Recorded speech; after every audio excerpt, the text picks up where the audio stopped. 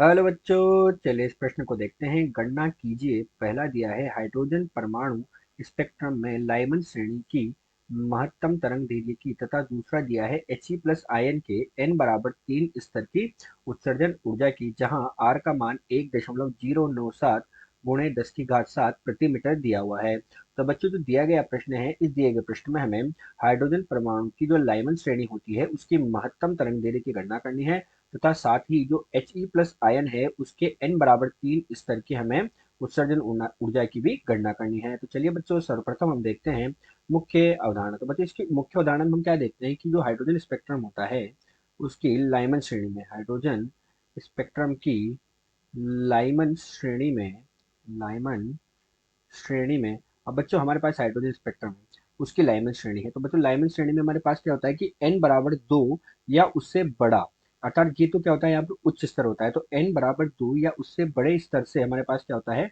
n बराबर 1 जो हमारे पास क्या होता है, इसका निम्न स्तर होता है, उसमें इलेक्ट्रॉन का संक्रमण होता है। इसका संक्रमण होता है बच्चों। लाइमन श्रेणी कब प्राप्त होती है, जब हमारे पास n बराबर 2 से n बराबर 1 में, या n बराबर 3 4 5 अनंत तक हमारे पास जा सकते हैं। और निम्न स्तर क्या होता है, n बराबर 1 में हमारे पास इलेक्ट्रॉन का संक्रमण होता है। तो हमारे पास कौन सी श्रेणी होती है, वो लाइमन श्रेणी होती है।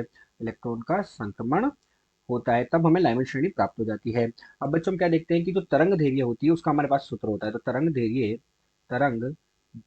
और तरंग दैर्ध्य हमारे पास होती है बच्चों 1/λ बराबर हमारे पास होता है R गुणा जेड का वर्ग, और हमारे पास हो जाएगा यहाँ 1/n1 का वर्ग ऋण 1 हमारे पास क्या होगा, n2 का वर्ग होगा। जहां पर हमारे पास बच्चों R क्या होता है, रिडबर्ग नियतांक होता है, जिसका मान हमें प्रश्न में दिया गया है। तो R हमारे पास है रिडबर्ग नियतांक। क्या होता है, R रिडबर्ग नियतांक होता है। तो R हो गया रिडबर्ग नियतांक। बच्चों जेड क्या है, यहाँ पर परमाणु क्रमांक होता है। तो जेड हमारे पास यहाँ पर क्या है, परमाणु क्रमांक। लेकिन बच्चों हम हाइड्रोजन स्पेक्ट्रम की बात कर रहे हैं, लाइमन श्रेणी उसी में आती है, इसलिए जेड का मान कितना हो जाता है, यहाँ पर 1 हो जाता है। तो जेड हो गया हमारे पास परमाणु क्रमांक। एन वन क्या होता है बच्चों, एन वन होता है हमारे पास निम्न कक्ष। जो निम्न कक्षा होगी या निम्नतम कक्षा जो हमारे पास होगी वो हमारे पास होती है n1। तथा n2 क्या होती है बच्चों, हमारे पास n2 जो होती है उच्च कक्षा होती है। n2 होती है हमारे पास उच्च कक्षा होती है। और लेमडा हमारे पास यहाँ पर क्या है बच्चों, तरंग दैर्ध्य है। इस प्रकार हम क्या कर सकते हैं, तरंग दैर्ध्य का मान ज्ञात कर सकते हैं।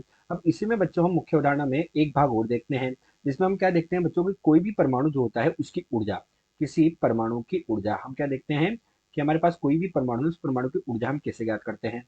तो किसी परमाणु की ऊर्जा, इसे हम बच्चों कैसे दर्शा रहे हैं, इसे दर्शा रहे हैं। और ये हमारे पास बराबर होती है ऋणात्मक 13.6 जेड का वर्ग बटे एन का वर्ग होता है। कितना होता है बच्चों, जेड का वर्ग बटे एन का वर्ग होता है, जहाँ जेड क्या है, परमाणु क्रमांक है, और एन हमारे पास क्या है बच्चों, क्वांटम संख्या है, या हम इसको कक्षा की संख्या बोल सकते हैं, या ये हमारे पास हो गई एन मुख्य क्वांटम संख्या। एन क्या है, यहाँ पर मुख्य क्वांटम संख्या हमारे पास हो जाएगी। यही इस प्रश्न की मुख्य अवधारणा है। तो चलिए बच्चों, अब हम प्रश्न को हल करते हैं। तो अब हम क्या करने जा रहे हैं, प्रश्न का हल करने जा रहे हैं। अब इसके पहले भाग को देखते हैं बच्चों। तो पहले भाग में हमसे क्या पूछा गया है, हमसे पूछा गया है कि स्पेक्ट्रम में लाइमन श्रेणी की महत्तम तरंग दैर्ध्य। तो बच्चों हमने क्या देखा कि लाइमन श्रेणी में हमारे पास संक्रमण कहाँ से कहाँ होता है, लाइमन श्रेणी में हमारे पास संक्रमण हो रहा है बच्चों n1 बराबर 1। ये तो हमारे पास क्या हो गया, निम्न स्तर हो गया। तो लाइमन श्रेणी में कहाँ से होता है, एन निम्न स्तर क्या होता है, लाइमन श्रेणी में बच्चों हमारे पास निम्न स्तर है एन बराबर 1। निम्न स्तर हो गया है, अर्थात n1 का मान कितना हो जाएगा, 1 हो जाएगा। और बच्चों जो उच्च स्तर होगा, अर्थात जो उच्च कक्षा होगी, वो क्या होगी हमारे पास, तो हमको महत्तम तरंग दैर्ध्य चाहिए। तो महत्तम तरंग दैर्ध्य के लिए बच्चों जो ऊर्जा का अंतर होगा वो निम्नतम होना चाहिए। तो उस स्थिति में हमारे पास बच्चों उच्च स्तर कितना हो जाएगा, उच्च स्तर हमारे पास हो जाएगा जिसको हम बोलेंगे n2, और वो किसके बराबर हो जाएगा बच्चों, 2 के बराबर होगा। अगर हमें यहाँ पर महत्तम की जगह लघुत्तम तरंग दैर्ध्य ज्ञात करनी होती तो n2 को हम क्या ले लेते हैं बच्चों, यहाँ पर अनंत ले लेते हैं, तो हमारे पास वहाँ लघुत्तम तरंग दैर्ध्य ज्ञात हो जाती। लेकिन यहाँ पर हमें महत्तम तरंग दैर्ध्य ज्ञात करनी है, तो n1 तो 1 होगा और n2 का मान कितना हो जाएगा, 2 हो जाएगा। तो इससे अब हम तरंग दैर्ध्य का मान निकालते हैं बच्चों। तो तरंग दैर्ध्य इस स्थिति में क्या आएगी, अधिकतम आएगी। तो 1/λ अधिकतम बराबर बच्चों हमारे पास आर का मान कितना होता है, 1.097 गुणे 10 की 7 प्रति मीटर होता है। जेड का मान बच्चों कितना हो जाएगा, परमाणु क्रमांक हाइड्रोजन की बात है तो 1 हो जाएगा।